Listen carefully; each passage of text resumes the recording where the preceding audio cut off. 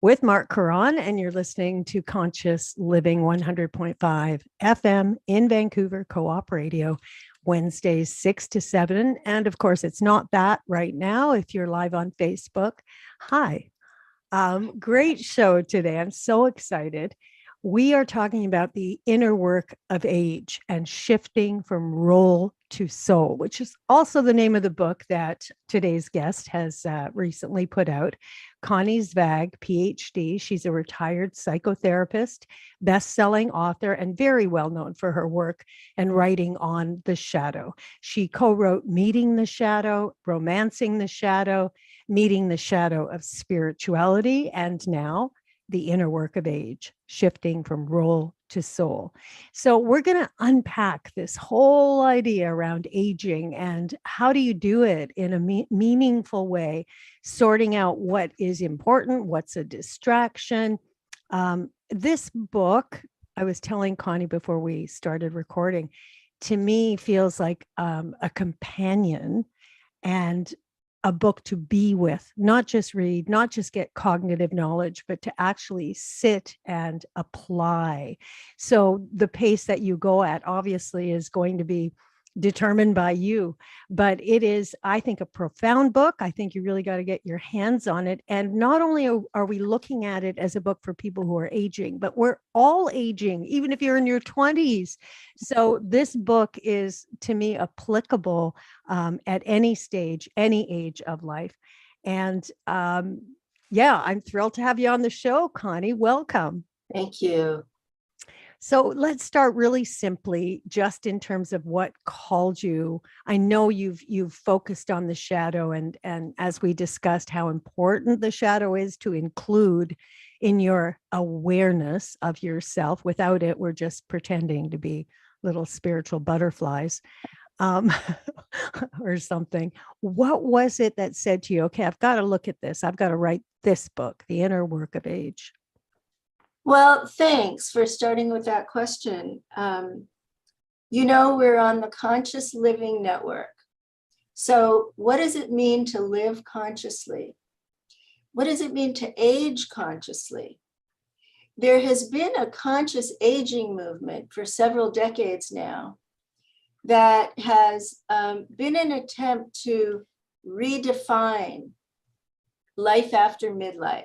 50s, 60s, 70s, 80s, from that old narrative that it's all downhill, it's only decline, to a more positive narrative about possibilities.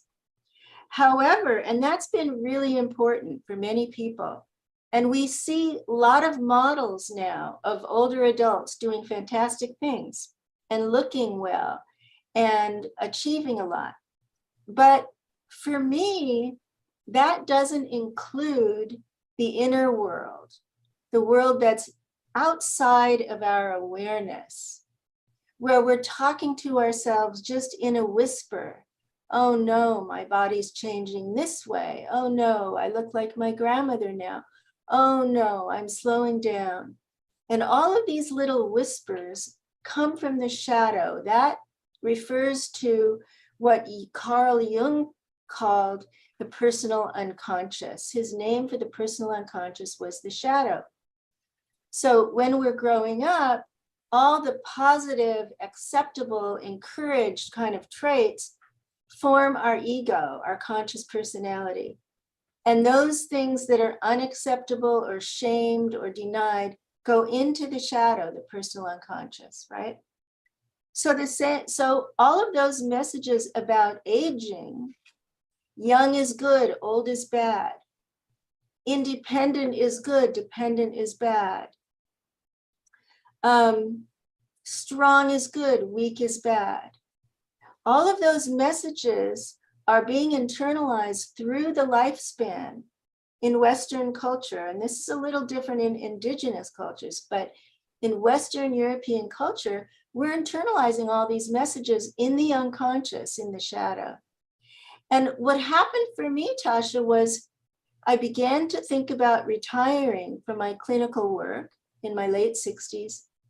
And I couldn't find anything to read and research and explore about this unconscious process of aging. There are thousands of books about aging, right?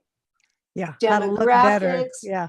Demographics and health and social security and Medicare and where to live and how to stay smart and how to stay athletic and all that stuff, or productive. Nothing about the unconscious process. And so I began to realize, you called it a call. I began to realize that there was one more book for me to write that extends my earlier work on the shadow in relationships into the shadows of age and what happens when we meet these unconscious parts of ourselves as we age. So that's kind of a long-winded response for you. I love it. And let me ask you this, because it occurred to me, this, let's stay with the word call, the call to look inward and to ask oneself, who am I? What am I? And enter those darker places and explore them. That exists always. It's always here in every stage of life. Why do you think some people answer it earlier, some do not, and perhaps some even in their old age and dying do not take a look at this? What do you think that's dependent on? Do you have an idea? It's essentially a spiritual question that you're asking, because it's a call to evolution. It's a call to greater consciousness. And it's clear as we look around that not all human beings hear the call or heed the call. Some of them hear it and don't heed the call. And I think there are many reasons for this. Some people are really caught up in survival needs and they don't have the luxury or the resources to be able to do that. Some people are raising kids and building financial foundations, and I call it empire building. And so they tell themselves, it's not my time. I'm going to put it off until later. Other people suffer a lot of trauma and don't want to look inside. It's too hard to look back at their lives. It's too painful. They're afraid of it. And so there's a defense against introspection for those folks. Other people, they go to therapy, they're receptive, they want to understand themselves, and it's all sort of a natural unfolding part of their lives. So it's very different. Mm-hmm. From my point of view, to become an elder, to move from senior when we get our Medicare card to elder requires heeding the call. Because if we don't begin inner work, we can end up in our old age closed-minded and rigid and bitter and regretful about the past. Right. So from my point of view, this is the time. This is the time to really find the avenues that are right for you. For some people, it's finding a book or finding a therapist or finding a friend, finding a women's circle, finding a men's group, finding the support that you need to begin to really examine your inner world. Mm-hmm. And you also said in your book that you felt self-reflection wasn't an innate skill, that it's something you actually have to learn. Can you say more about that? I discovered that as a therapist because for me, my mom put me in therapy as a kid because I had a crush on a boy that she thought was just too serious. So she was worried about me. So therapy became a very natural process for me. And what I mean by that is self-reflection, examining my feelings, my motives, my beliefs. It was just an integrated part of my life. But when I began to do clinical work and have clients, I realized that was not true for many people. They were raised differently. They were too defended against it, too scared. Some people are so extroverted, they don't naturally have much introversion to look within. There are different reasons for this. But, and it can be very individual. And it can be exciting to some people and frightening to other people. So I was surprised by that when, 40 years ago, I began to do clinical work. It's interesting to me because I have such I basically have such a clear need for congruence. In other words, you can be as different as you need to be or are, and I'm good with that. But if I ask you and you can't answer what's going on inside, I feel very unsafe. I'm not going to mind read you. I don't want to make an assumption about you. I don't want to judge you. Like those are things I'm dissolving. I don't want to do them. So my ask in a relationship to have depth is, please, you do you, I'll do me, and we'll share that, which requires self-reflection. So when I saw that sentence going, learned skill, and in all my relationships, I would think on some level they just didn't want to look inside, because I am a person I've always looked inside, the same as you were saying. Yeah, in developmental psychology, we learn that there are stages of human development.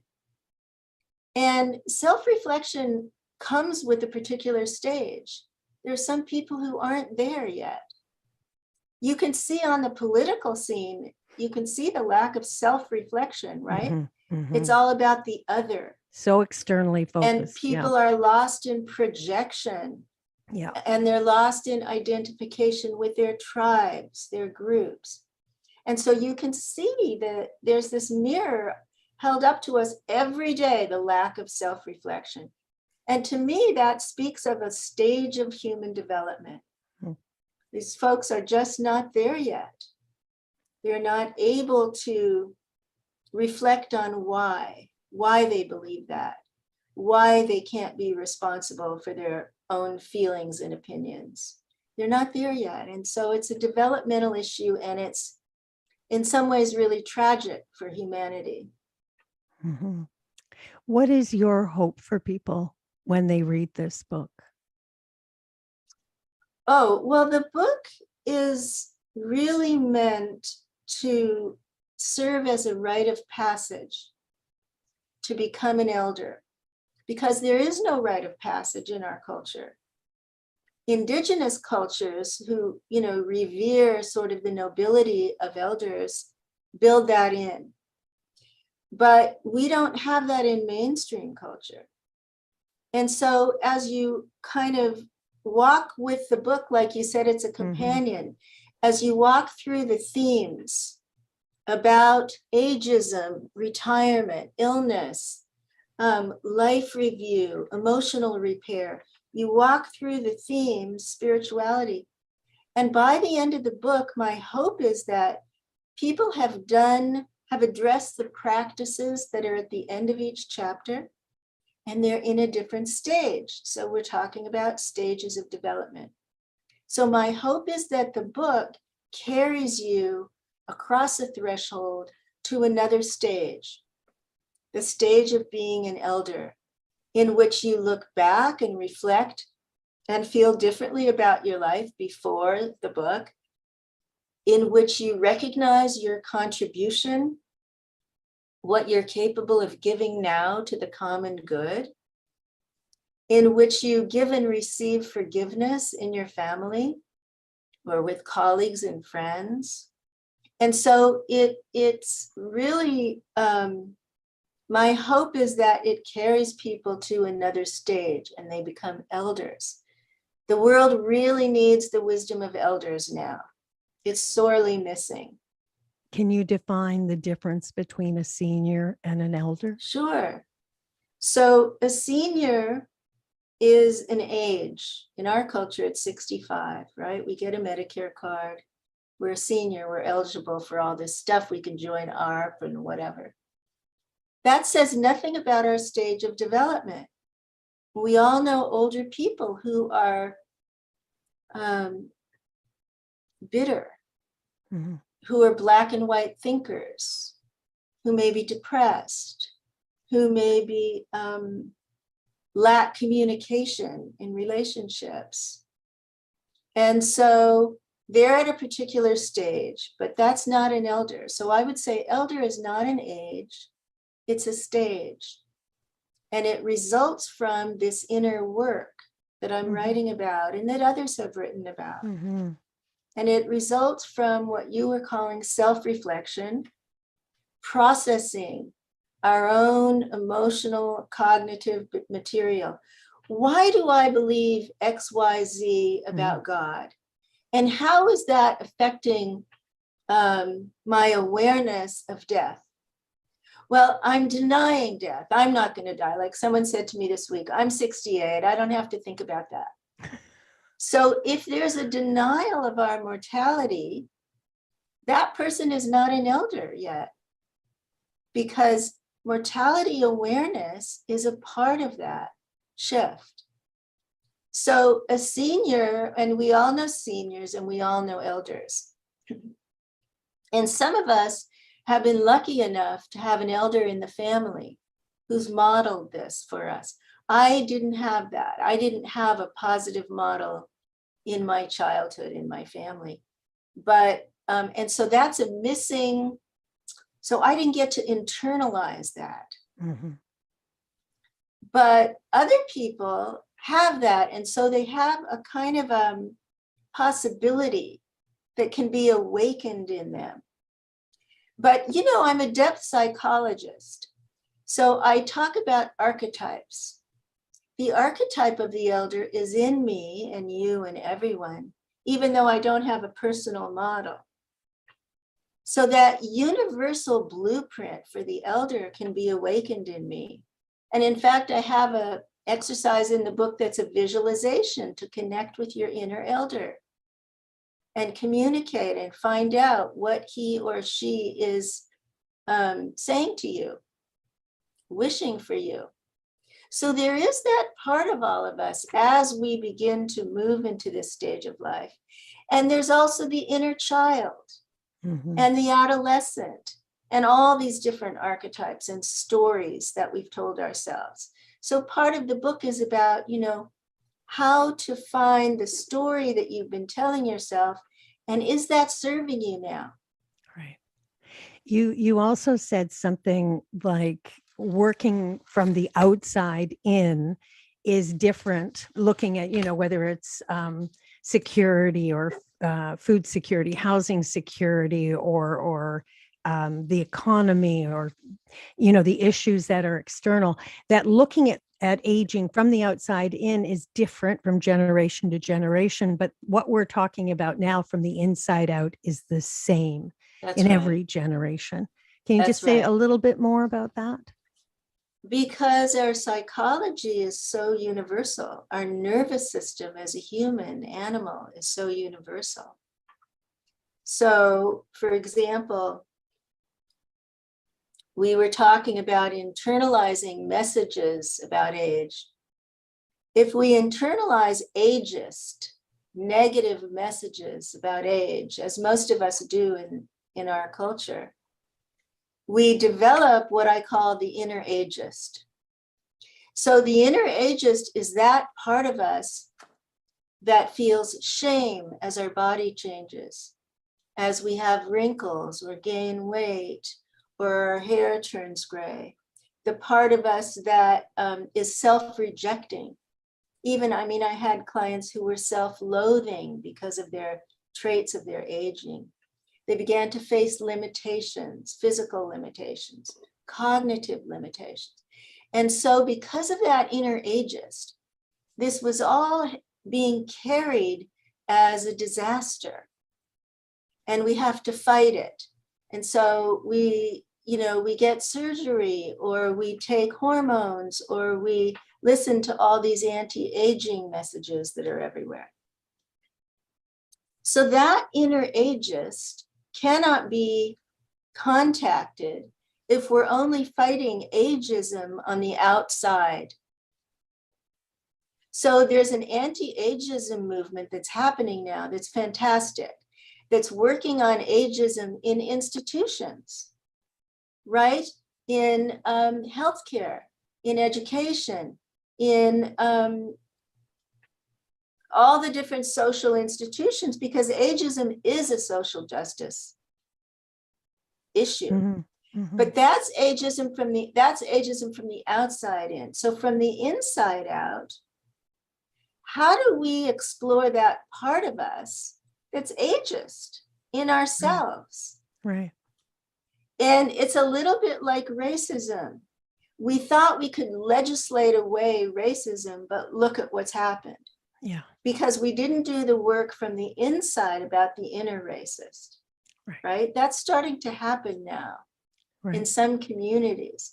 So, so my position is that both of those are necessary and one of them is not sufficient. Right. And ageism is just one example of that. You talk about them as portals, I think identity awareness, shadow awareness, and then this mortality awareness. Those are you call them portals, yes?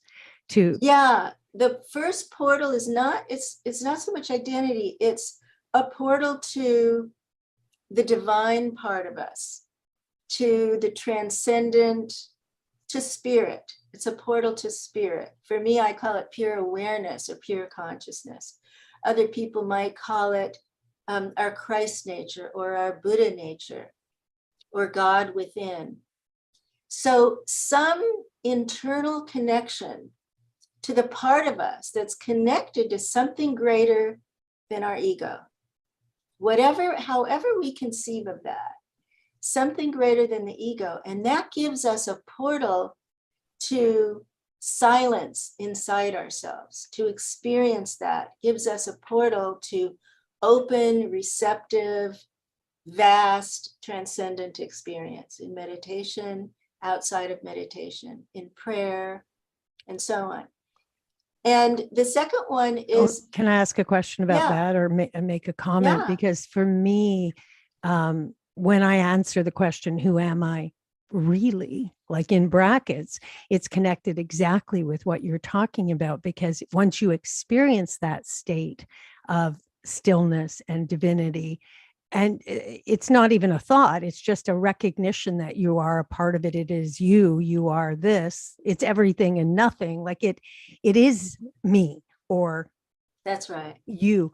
And so that shift to me then feeds or encourages the ability to be with shadow work or be with the mortality. Like to me, it's so vital, that particular portal. I can't even imagine not being tuned into that on some level.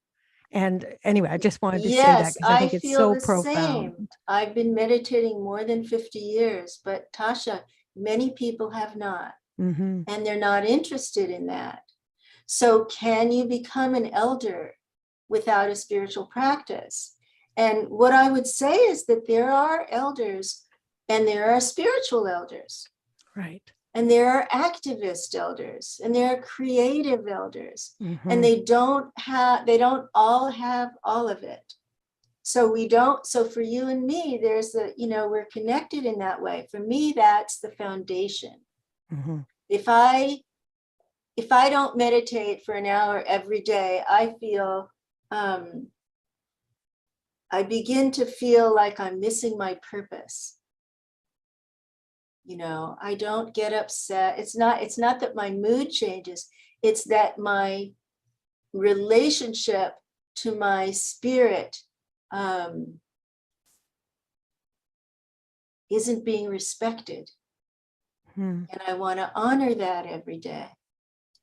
But for other people, the psychological work might be more important. And so the portal to shadow awareness is the portal to the unconscious, the inner world.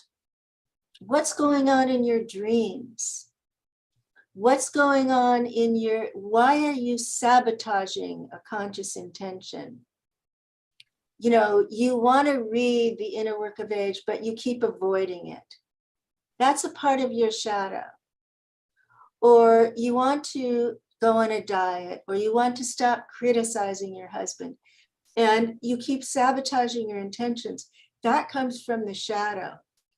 So the portal to shadow awareness helps us to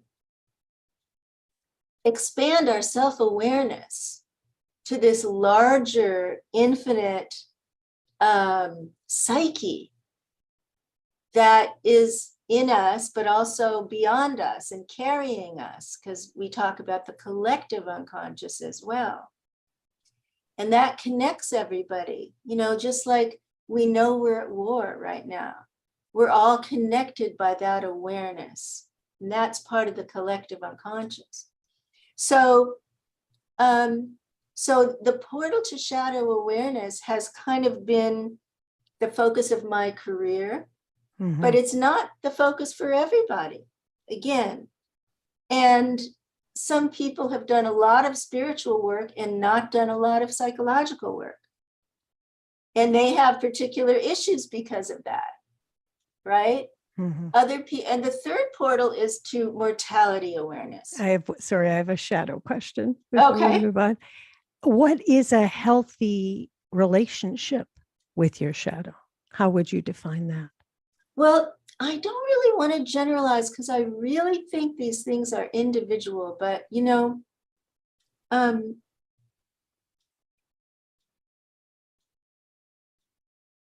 I get emails about this every day because people are reading Meeting the Shadow and Romancing the Shadow, and then they read about the shadows of age and they start connecting these dots, you know?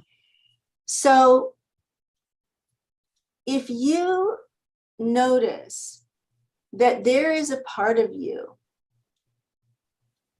that you're avoiding, a whisper that you hear, but you shut it down, or a behavior that you're struggling to change, or a feeling that troubles you. Those are calls. We're using the word call. That's a call to turn toward rather than turn away. And I would say, if you can begin to turn toward and just explore a little bit, because it can be scary, especially without a therapist, it can be scary.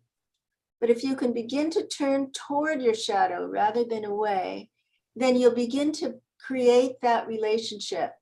In my method, you begin to identify the inner dialogue, the emotion that goes with it, and the physical sensation that goes with it. And that's how I identified my inner ageist and discovered that whole thing. So you identify those three dimensions, you give it a name, you give it an image, and then you have a figure that was previously unconscious that's now in your awareness that you can begin to work with and dance with and dialogue with. So that to me is a good relationship with your shadow. Some people work with shadow material through their creativity and they paint it out. Movement people might dance through it. You know, there are all kinds of ways. A dream work is another way of working with shadow material. And so it really depends, you know, I wouldn't say there's a right way for everybody. It really depends on people's constitutional types and talents and so on. It does sound, though, from everything you've said, that opening to it is a essential piece. If you immediately go, oh, this is awful, I must stop this, then it stops, or you fight with it, whatever it is. It's not the process, any of the ones that you're describing, where you need to actually accept this present, whatever it is, image, voice, whatever sensation, whatever it is that's occurring. It sounds to my ears like acceptance of and opening to, moving, like you said, moving toward is the essential piece to health there. Yeah. And, you know, most meditation practices teach us to let it go. Because we're watching the mind and the clouds go through, and we're not exploring the contents of consciousness. And so with shadow work, you slow down and you begin to pay attention to the contents. And then you couple that with meditation so that you don't get trapped and overwhelmed by the contents. For me, that's how they work together. So I always taught meditation to my clients. so that they could both be happening at the same time. Yeah. Yeah. I'm so on that page. And then let's go to the third portal, So that's mortality. mortality awareness, right? And so, you know, this has been, I would say, until COVID, this was really in the collective shadow of our culture. People didn't talk about death very much. It's not like India where you're walking the street and there's cremations going on. You know, Mhm. our culture put death sort of into secret, hidden corner of life. And then some books started coming out about death and dying. And some spiritual teachers were talking about it. Some doctors began talking about it. And then COVID hit, and it was all around us. And it really became a living, you know, momentary awareness for so many people that they were at the risk of death. And, you know, there was a lot of loss and tragedy, and there was also a gift in this mortality awareness, this recognition that we're fragile, we're mortal, we can die at any moment. And so if we are living, you know, past midlife, what does that mean to us?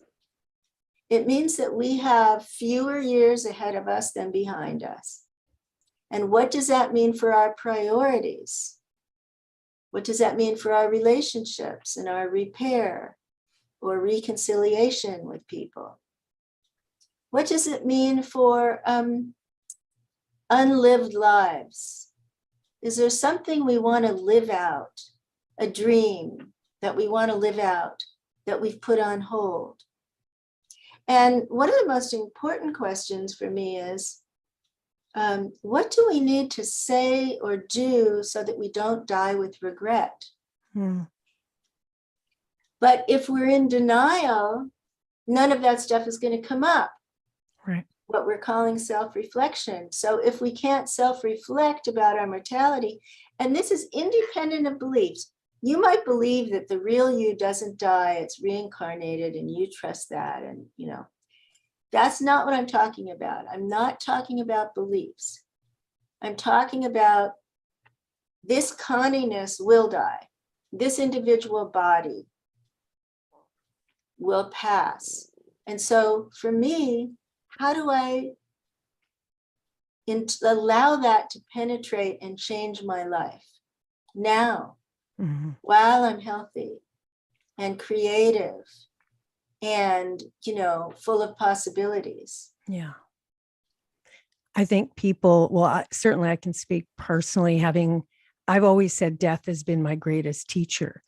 And it was these untimely deaths, tragic deaths of young people. I seem to have a string of them that I've experienced, but I would say open to, because the only way that I felt I could move through the grief was to ask the question, what is this for? Not why. Why did they die? They're only, you know, one was 2 years old, one was 21, 17, like young, where you just go, oh, how can this be? And but asking that question, what is this for?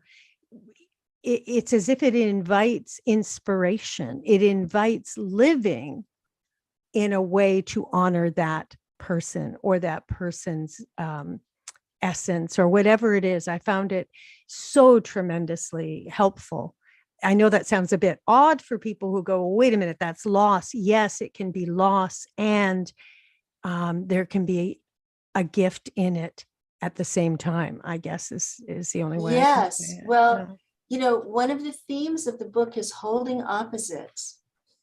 And that's what you're describing, you know, the capacity to feel the loss and the grief and those terrible tragedies. And at the same time, the capacity to see something of value for yourself. I do a lot of climate work, and I've been really practicing holding grief in one hand and gratitude in the other hand, and allowing them to both shape me Because if we get too lopsided, our lives get lopsided. We get lost in the feelings. So holding the limitations of age and the possibilities of age is really important. Especially as doing is no longer physically, the same way. You just can't do what you did. That's just reality for all of us. And so if you were a doer, if you took, whatever crusade you were on or whatever meaning you wanted to offer the world, and it was all about what you did, that also is a very painful loss when you realize, okay, I can't do that anymore. So now what? Huge loss. Mm-hmm. So, the chapter on the doer is about that shadow character that we carry, especially in this workaholic culture, where, the first thing that happens when we go to a party is someone says, what do you do? What do you do? Right? Yeah. So who am I really? If I'm no longer Dr. Connie, the shadow expert, Right. or no longer the CEO, or the lawyer, or the teacher, or the builder, or the whoever, the podcaster, who am I really? And to do the spiritual work to get us behind the doer is one of the most meaningful tasks of this stage of life. If we stay with the doer, we're going to amp up again and we will not do self-reflection, right? I'm going to shift from a 60-hour work week to a 60-hour volunteer week. Yeah. We're not going to slow down and look within. And back to your first portal, your identity still is wrapped up in the role. That's as right. Opposed to this deeper the essence. Soul. Yeah, the soul. What is your favorite way to support the practice of letting go of the past? I mean, we've touched on it. There's loss of dreams or hopes of how things might have been. At some point, there's a letting go that needs to happen. So do you have a specific practice you can share with the listeners or a little exercise around that? When I first heard about life review, I kind of poo-pooed it because I'm not big on focusing on the past. It's not my nature. When I realized that I could add the shadow to the life review to explore the unlived life and connect it with the conscious life we've lived, then the whole thing kind of opened up. And I teach that practice in workshops, and there's a whole chapter on it. And what happened for me when I did that work myself, and I got this giant piece of paper and I took weeks and I really went through the key moments and the key people and what was expressed and then what was repressed, and tying them together throughout my lifespan, what was expressed here, and so then what must have been buried here, right? Mm-hmm. And so I began to get this whole kind of tapestry of my past and the way that my life unfolded. And I had a lot of insights, but one of them was my 4 different careers, which I thought had been really distinct, actually had the same mission at the level of soul. Mm-hmm. And that was the transmission of information about consciousness. I was a meditation teacher, I was a journalist, I was a publisher's editor, I was a therapist. And in all of those, I was transmitting information about consciousness. So when I looked back at my past, I went, I've lived my soul's mission. Yeah. I felt huge gratitude. Yeah.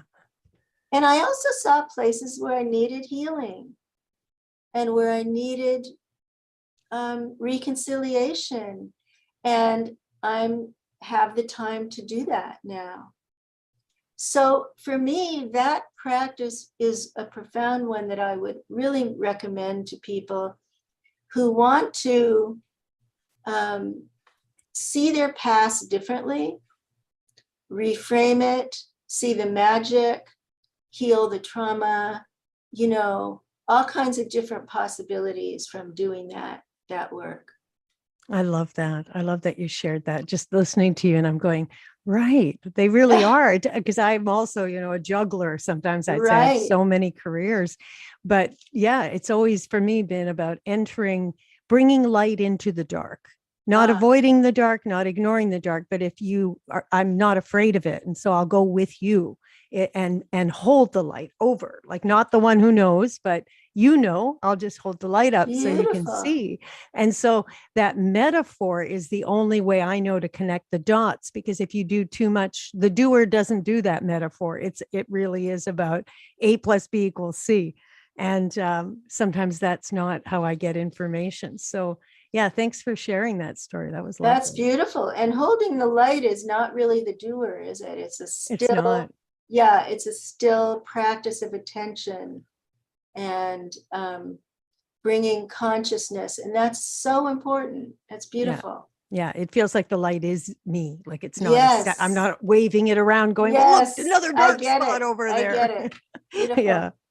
So dreams, let's just do a little bit around dreams, because it was so funny knowing this interview was coming up. I had this dream that my ex-husband um, was going to kill me, and he's in the room and I'm packing for the event.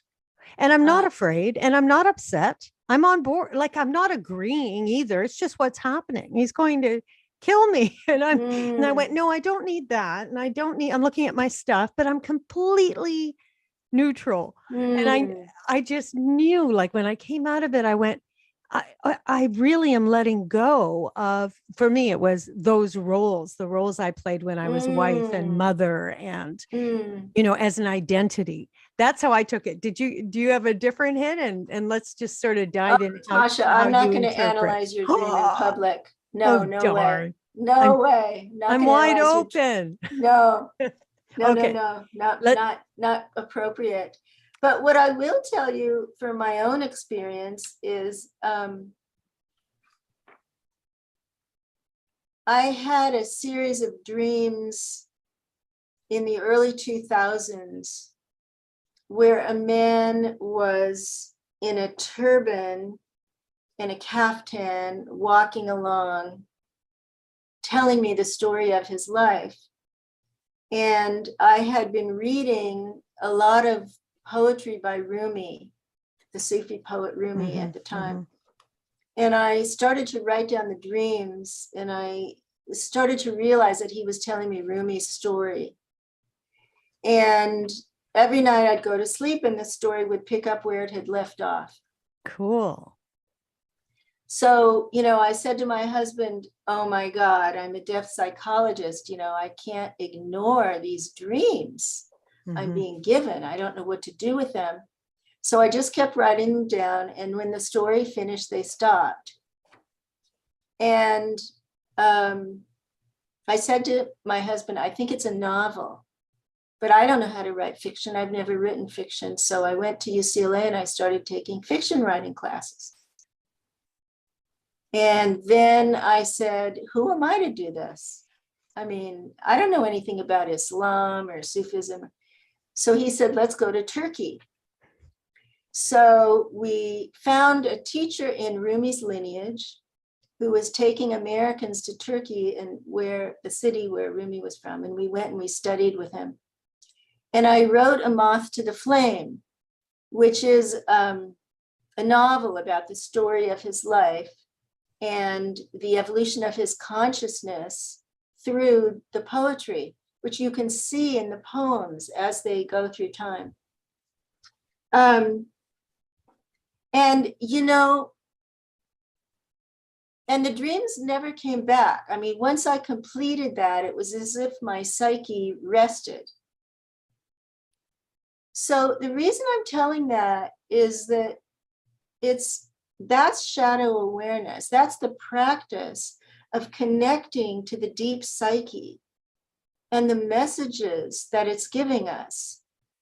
All kinds of messages are coming every night in our sleep, and mostly we're ignoring them. And we don't have the tools to know how to work with them, or we don't have someone to talk to about it. But, I would urge people to write down their dreams and contemplate them. If you're not interested in taking dream work classes or whatever, that's fine.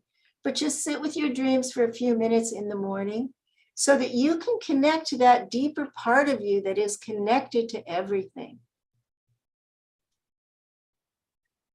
So that's, there are many schools of dream interpretation, and that's one of the reasons I don't want to walk into your dream.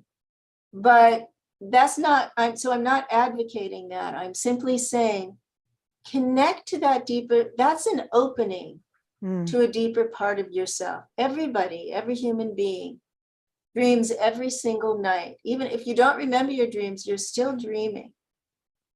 And there's immense wealth of intelligence there. Mm-hmm. Well, we only have a few more minutes. I just, I really encourage everyone out there to take a look at your book. I know there's in the intro, Matthew Fox has a little thing he wrote that I just loved because I'm just eating this word every day. He said, this is about your book, but instead of the word retirement, he called it refirement, which I love. And he says, your book invites the refiring of the soul as a rite of passage that is offered in eldership. And I think that's so inspirational. I just, and I find your book very inspirational. I thank you so much. Thank you Tasha, for writing it. Thank you. May I say one quick thing? Of course. So there are people all over the world who are reading the book in community. I'm forming wisdom circles. I call them wisdom circles of 8 or 10 people. They're discussing it and they're doing the practices together. So they're aging in community, learning from one another. The groups are free. They're leaderless. They have rotating facilitators. They meet online. And if you're interested, you can reach me, Connie Zweig @gmail.com, and put wisdom circle in the subject line. Please don't send me a long message because I get hundreds of these. But if you put wisdom circle and give me your time zone, I will connect you with other people who are reading the book together and forming friendships and having a wonderful time. That's so great because community is also so essential. We get isolated in our little bubbles. I'm going to make sure that Mark puts this on our page as well, so listeners out there can find you. Anything else? Your book obviously is available, Amazon, everywhere else that books are available. But any other events or workshops coming up that you want the listeners to know about? Well, I actually have a new book coming out in May. So people can find my events on conniezweig.com. If you want to be on my mailing list, you can email me, conniezweig@gmail.com. I'll be teaching a 4-part series on shadow work starting in June. But you can find online. Online. You can find it all on my website. Fantastic. Do you want to give us a little teaser of your new book? Well, you mentioned Meeting the Shadow of Spirituality. So that book was written before the Me Too movement. So it's been completely revised now. It's called Meeting the Shadow on the Spiritual Path. And it's been updated to reflect what's happened in the culture and what I've learned since then. It was many years ago. And so that will be out in late May, Meeting the Shadow on the Spiritual Path. Great. Well, thank you so much for joining us today. It's really been a pleasure. Thank you, Tasha. It was lovely to meet you.